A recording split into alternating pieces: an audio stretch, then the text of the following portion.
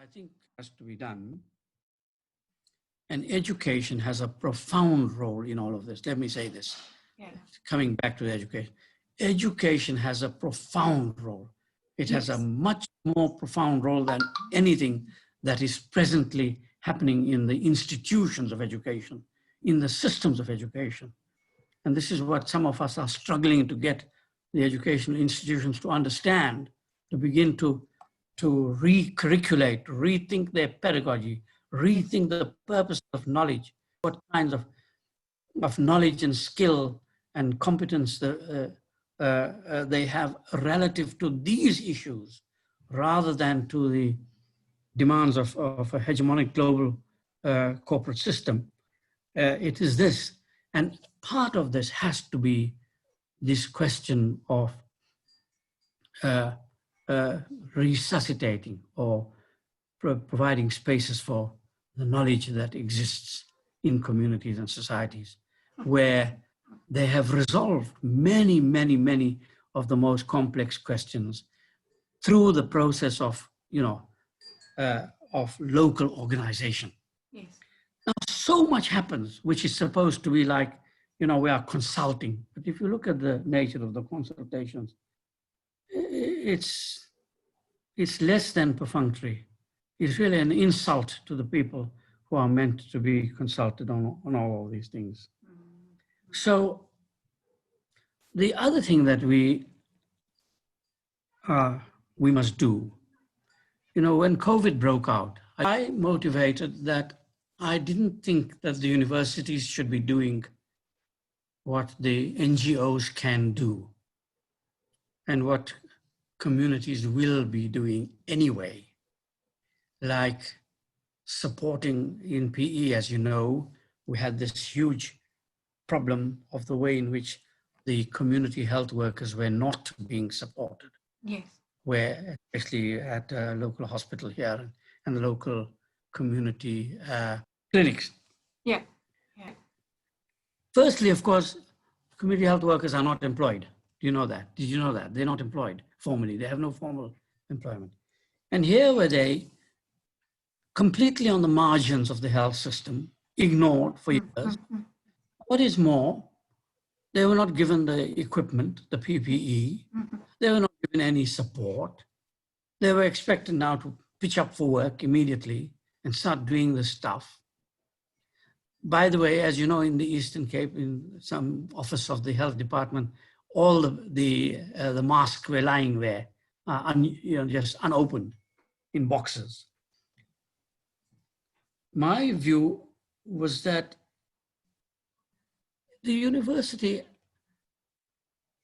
must exercise its gravitas, its location in society as a critical agency for supporting a much more public approach to this question.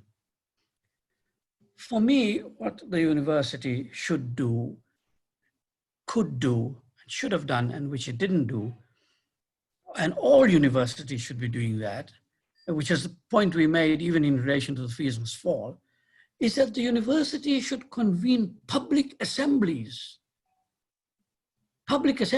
to bring together, especially the communities of the most marginalized, the most directly, most affected, the most vulnerable, to bring them into a conversation with those who are in power, which includes people from the university,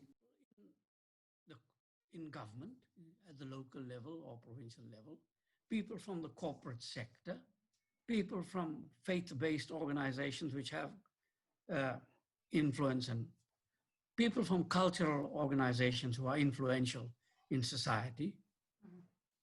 Bring them together. So let's talk about this problem as a citywide problem, as a regional problem, and see how exactly we can deal with this COVID, and what are the requirements, not only the knowledge requirements, but the infrastructural requirements, the political and policy related requirements, the publicity requirements, the requirements for faith-based organizations to talk about, to promote and to mobilize around in their institutions.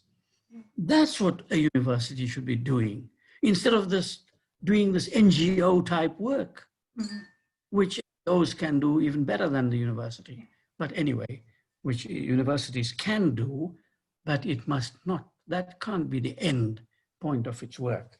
Yes.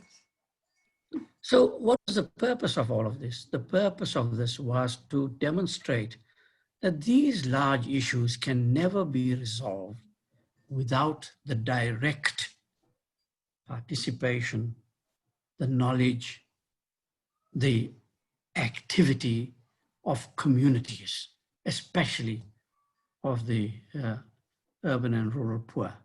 That if you leave them out of this process of planning, in fact, there was a very nice little webinar, which which I work with Bruce Damons. I don't know if you've heard of him. Wonderful educator. He was a principal of a school, one of the best schools I've ever visited in that I know of. And his argument about the schooling system was a very simple argument, was saying that, look, you can sit in government offices and design all the things you like. Yeah. You know, if you don't talk to the teachers, the principals, and the communities, if you don't talk to the communities, the mothers and fathers of these children about whether they will send the children to school in the first place, when you start saying, okay, schools will open on so-and-so date. Yes. And if you don't talk to the teachers who are themselves affected by the COVID, and if you don't talk with the school leaders, the principals, and so on and so forth, you can sit in any office and make all the plans you like. Yeah. It's going to be totally, and we've seen it. We've seen exactly what happened. You know, all this confusion about what grade is going to go to school when and how, and, you know, all of this, and so other really outlandish ideas about just abandon schooling for this whole year. Yeah. Don't think about it. No, the right approach was to bring into the discussion. It's about who is affected in making decisions about these things. Yes. And these are public good ideas. And inevitably, if you brought them in, you would have had very nice ideas, sensible ideas. Look, we don't want our kids to go, and this is what we will do at home. Or look, this is what we are happy to do to take our children to school, provided A, B, C, D, and E. You know, this is how we see the role of teachers. We don't particularly want to put teachers at risk who are, you know, so on and so forth. Who knows what ideas could have come? They would have thought about those schools. Look, we can share some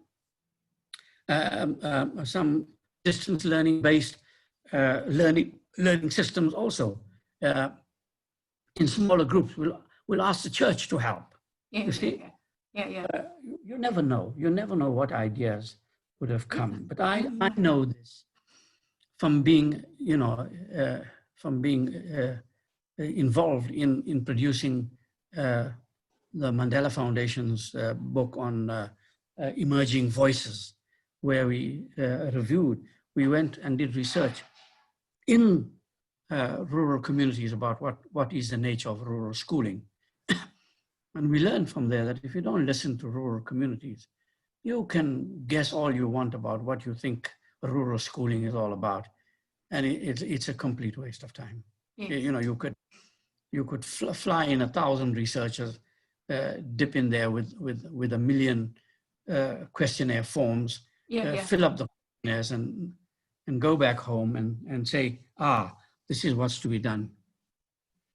We discovered from doing that work that if you don't listen to the voices of the local communities, you really are going to be, what's the word? Flying a kite, I think. Yeah. You know, so that's what I think is absolutely fundamental to our understanding of the education system in society. Sure. Enver. I think I've spoken long enough. Thanks, Glenn. Oh, wow, Enver, so much to think about. So, I mean, some questions come up for me, I guess. So the first thing that I'm hearing is almost like we should be doing teaching or education differently, and for a different purpose in the first place. And the purpose is what should be dictating how we do education. Absolutely. Yeah, yeah. I don't need to add one line to that. It's absolutely right. Yeah. That purpose, as I was arguing, is dependent on how you envisage society. What society? Yes, yes. What values? What kind of human beings? Yes, yes. What social relationships? That's the absolute critical question. What social relationships are you going to promote? Yes, yes. Yeah, and so Enver, I mean, I'm just going to say these things informally, these notes that came up as we were talking. I guess the one thing that I ask when I look at how a government is run, and it feels to me like, well, like you're saying, everything's dictated by money. So how does a country work differently in a world that is run by capital and which elevates capital, or the rank and file elevate capital? Yeah. Because that's entrenched in thinking. I guess that's the one question that I have. And then the other one is, I suppose, for ordinary people, who's getting closest to doing this right? Is there a country, are there countries that are getting closest to doing the whole system right? Because like you're saying, it's not just about education. Education's so fundamental, but it's part of this whole system. And then I thought maybe a last one is, how do we change this as ordinary citizens, as parents, as lookers on, and even as people? Some people might not even care, but deep down maybe they do care. And how do we get people to see that a system, I guess, just be about their child or their children? Anyway, okay. Some of the things. Well, hang on with more questions, because these three are big ones. Anyway, the first one is about. But how does a country work differently? It's run by in a global environment which is so utterly dominant. Yeah. Yes. Is that what you were saying? Isn't that so? Yes. Yes. Well, that in a way, if you speak epochally, in other words, from the point of view of long periods of our history, the way I would like to answer that question is to understand that question historically. The present globally dominant system, which, by the way, is likely to go even further to the right. Let me admit that. It's likely in the first instance, in the short term, in the next decade, it's likely, if you're seeing what's going on in the US of A and the extraordinary levels of support for this neo-fascist and the support for the fascists in Brazil, in India, in Hungary, in Belarus, and I must say the draconian regimes of the so-called socialist states. If you see all of that, the likelihood is that the world is going to be even worse for the great majority of the population of the world. It's going to go down even further. And unless there is some very radical, immediate rupture, that is going to be the immediate future. So, the old idea that somehow a small group of revolutionaries who create a kind of revolutionary vanguard party, that idea is dead. Yeah. And I don't think any serious social analyst, even Marxist analyst, thinks that can continue to think like that, because it's been shown, there are a whole range of reasons why that is simply not,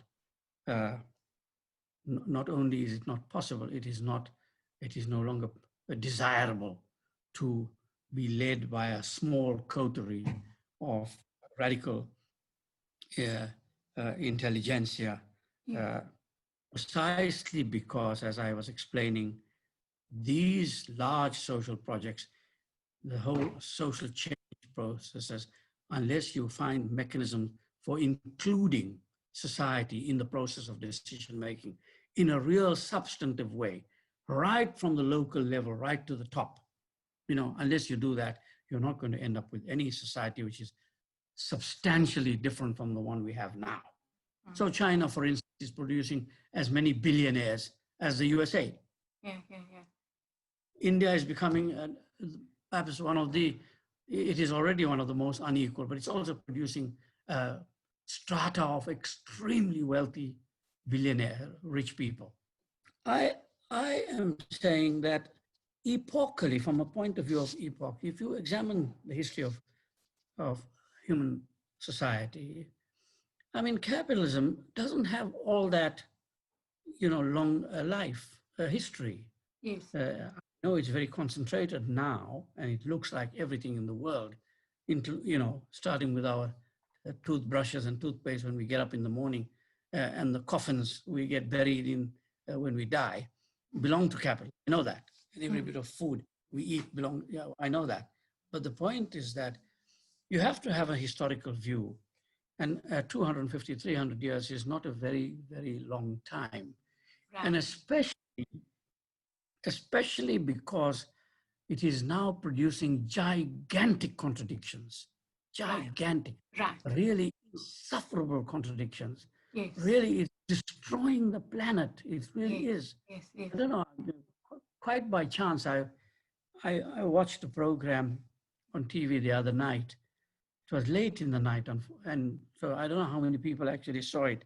And it's on ordinary SABC TV, not DSTV or anything, which shows you the level of, global meltdown, the forests being cut down, the use of the amount of 80% of the world's energy is used by 20% of the population. Over 1 billion people go to bed hungry. Over, I don't know, I think close on to 1 billion are unemployed. It's impossible to sustain this. Yeah. While at the same time, you have about 60 or 70 people who own like 90% of global wealth. Is it a society that is sustainable? Yeah. I don't think so. I think the contradictions are too deep.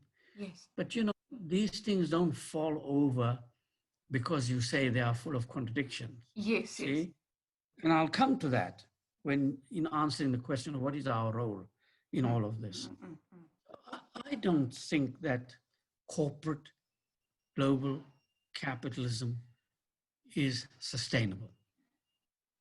And let me say this, that in the last century, it's true, capitalism survived a number of hiccups, major hiccups, actually. Capitalism took us through 2 world wars. It was capitalism that did us. Yes. That murdered millions of workers in the name of sovereignty. But actually, it was really, there's somewhere I read some years ago about how the British were supplying the Germans in World War II with overcoats for their Russian campaign.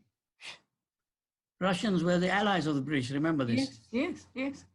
The overcoats for the Russian campaign of the Germans were being produced by, yeah. So, they took us through 2 wars.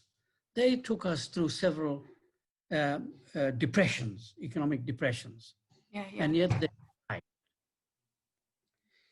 But what happened in the bastions of capital also is that the capital was able to increase the standard of living of working class people in Europe, Japan, and USA, and Australia. I don't think you can add very many more countries than that. You know, and this is a small part of the world, Yes. very small geographic world. Europe, Japan, Australia, and the US and Canada, a small part of the geographic world, which, by the way, was controlled the rest of the global system, they were able to increase quite dramatically the standard of living of ordinary people. But that has begun to collapse from the 1970 onwards, 1980, from the age of global neoliberalism has destroyed these public goods, so that a chap like Piketty can write and say that, look, over the last century, the share of capital, the share to capital of growth is higher than the share to governments, and certainly higher than the share to labor. But this adverse relationship is now extremely, is being exacerbated quite considerably, so that even in countries like the United States and in Europe, there are many more millions of people who are in precarious employment. Yes. So capitalism is by no means solving what capitalism's original boast was, that it'll solve the problems of poverty, of ill health, of unemployment. In fact, it has exacerbated all of these problems. Even in those countries, this is the point I'm making, even in those countries where in the first part of the last century, it was able to ameliorate the conditions of workers. Yes. As for the rest of the world, for those women workers who are producing Adidas or whatever in Indonesia, or for a fraction of its dollar price, while it's being sold. For the rest of the world, what is there? What has capitalism done? This big boast about the fourth industrial revolution. We in South Africa, a highly developed capitalist economy, can't provide sanitation, water, electricity. Can't provide toilets in our schools. So what does capitalism manage to do?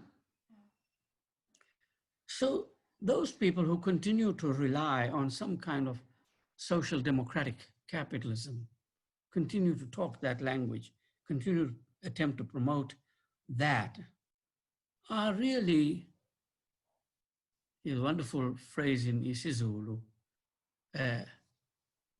bayasenga inkunzi. Bayasenga inkunzi. You know it because you speak the language. That's what they are doing. Now, that doesn't mean that capitalism will collapse. I mean, there was an article Rasigan sent me yesterday about the three or four of the richest people in the world, billionaires, including Musk. There's an article showing how psychopathic they are, what psychopaths they really are deep down. So I think in a way we've been ruled in this world, well, if not by psychopaths, by people with very serious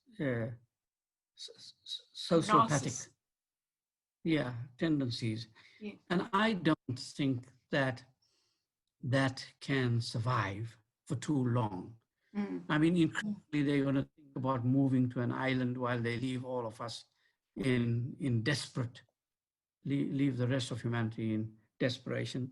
Some of them are thinking of going to the moon and so on and so forth. But the point I'm making is that the contradictions of capitalism are not going to be resolved. Now, whether we are able to develop an alternative system in the face of its violence, because yes. you must know that, look what's going on in India and Brazil, you know, especially in India. I mean, really, the suspension of the rule of law, whether they say it or not. There's a, you know, really vicious, violent attack, not only on Dalits and Muslims and so on all civil rights, you know, all civil rights. So a whole lot of lawyers are locked up in jail at the moment in India who have been defending ordinary people. So this situation cannot endure because it is making the global rich richer, it's making the global poor poorer. Yeah.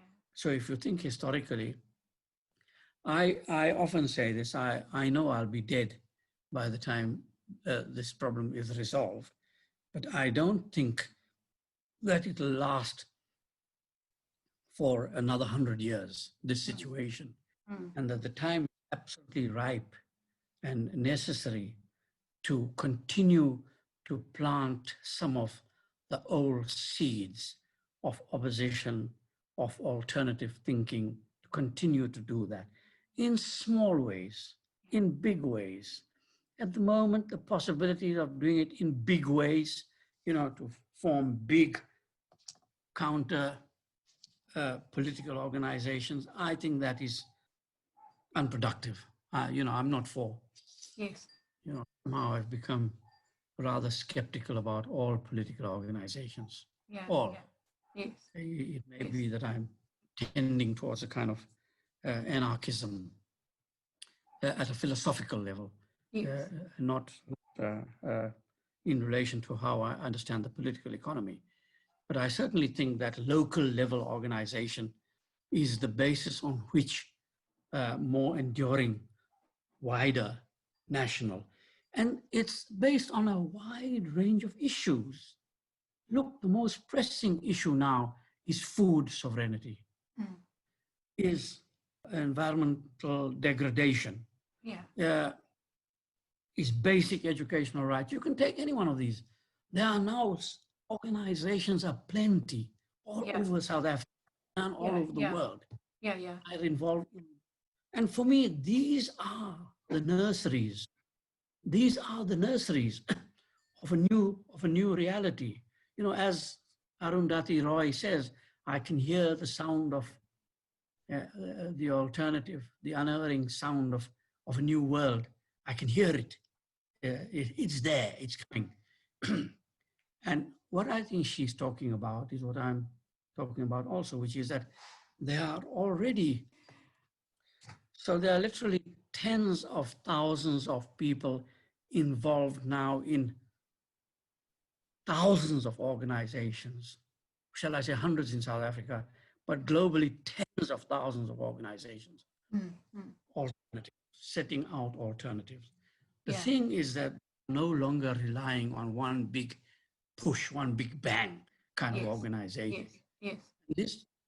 The promise of all of this is much greater democratization, by the way, right from the start, right from the base. You know, this is a push from below, really. All of these, for me, represent a push from below, which is quite what I think the earlier approaches to overcoming, you know, the overthrow of the capitalist state was. These are much more, I will be much more enduring. They are slower, I agree. They are slower. The process of consciousness development is taking place much more slowly, but it is much more enduring, you know, it's much more serious. I'll send you, if you remind, I'll send you, I really do want you to listen to a podcast of, it's brief, about 10 or 15 minutes, of Launcher, who was talking about what's going on just on Saturday. She was talking about what's going on in Kolobeni, you know, where this mining company supported by our minister of our government is trying to start up mining. Just listen to that. Okay. Here's a person, I don't think she has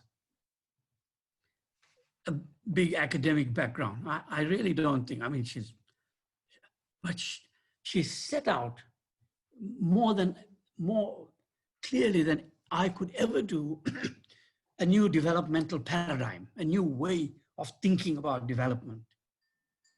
You know, and who is she? She's just an activist, deep in Kolobeni, defending the community against this thing. But in the process of explaining to us on Saturday in a Zoom what exactly this is all about, she sets out a radically alternative way based on what they are doing right now today. Right. Are you with me? It's not some abstract idea like me. I talk, these abstract ways, but it's something concrete and real and doable and being done. So let me say, Gladys, that I looked at cooperatives. Erna and I have produced a 200-page booklet on cooperatives and so on and so forth, in which we also set out historically how cooperatives came about, what cooperatives are, what is happening in South Africa, what exactly are the key principles, and some examples of what's going on globally throughout the world on locally based, cooperatives, not like the Mondragon cooperative, which is also a very useful one, but these are much more locally based. So I have no doubt that the answer to the future lies in this duality, the one that which is the incapacity, the complete illusion that capitalism will resolve the problems of the globe. In fact, the truth is that capitalism is deepening them and is likely to destroy our planet if we don't do something about it. And is deepening racism, is deepening patriarchy, is deepening sexism. It does all of these things. Yes. And it uses violent means. Knows even in your own household, if you beat up your dog every day, it's going to bite you one day. If you beat your child up, scold your child every day, there's going to be consequences for that.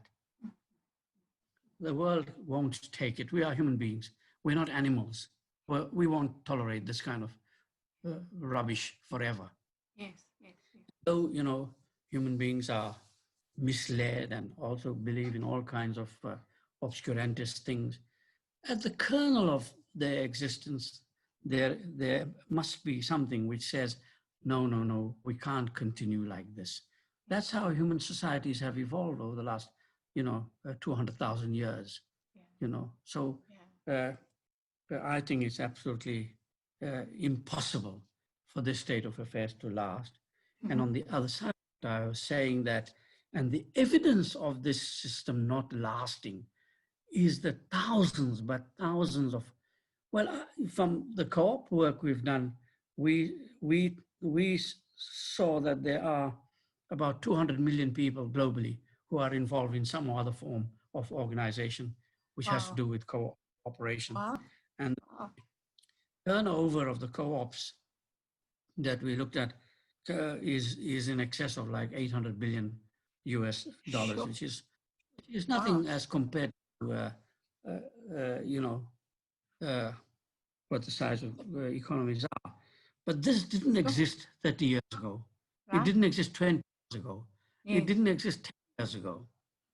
And what is more, Gladys, all of these people are really not just doing an activity. If you take the Argentinian factory takeovers, yes, they didn't just take over a ceramic factory and start producing independently, and they've raised production from, I think, 1,800 square meters to like over 4,000 square meters and so on and so forth. What they're also talking about, these people, what they talked about is, well, who's going to work? And they said, well, it's the very community which was supplying the labor to this factory. The workers will be drawn from there. Who will be the beneficiaries of this factory's output? It'll be this very community. Yes. Who will be the people who work? Well, we'll share from within this community who will come and work and who will do community work. What kind of work? Oh, there'll be those who will be working in the factories, but there'll be others who will be doing the cooking and looking after the children. How will decisions be made? Well, they worked out a completely different, well, the old original Soviet approach, basically. These new hubs of activity, of socially useful work, Yeah. a concept which I use all the time. Yeah. These hubs of socially useful work, socially useful labor, which are based on social knowledge, these are beginning to show us what a new world can look like. That's the critically important part of it. Yes. They are demonstrating to us that there is a new world, and it's not purely about livelihoods and earning something Yes. to keep living, but how we make decisions, how we organize society, how we structure decision-making democratically, how we account to each other, how we include more people, how we cooperate, how we act in ways that are humane. Yes. That's what people are also talking about. They're not just talking about food gardening. Yes. Do you see? Yes. They, or about environmental questions. They're talking about, well, what is How we live. what is the word which this group in Cape Town, the Alternative Information Development Center, they've developed a whole range of things around the environment and climate and energy question. And they are talking about not green jobs, because that is another con which capitalists pull on us. They're talking about sustainable livelihoods and jobs and electricity. So the last question, I mean, which country? No, there is no country. At this, and because I think the whole global world is compromised by the power of capital. Yes. So although there are wonderful examples, I mean, look, everybody uses the example of Cuba, and I think it's a real example. There are some problems there, but insofar as their basic education and health system is concerned, I have yet to hear or read anything which is credible, which is based, because I've read stuff by academics from many parts of the world who are not socialists or anything like that, who are really very, very supportive and very positive of what is going on in that system in regard especially to basic education and basic health. So there are wonderful examples there. I think there are some examples of, there was an attempt, which is now destroyed by this neo-fascist Indian government, at the national employment, like a basic income sort of program, which would support millions of people.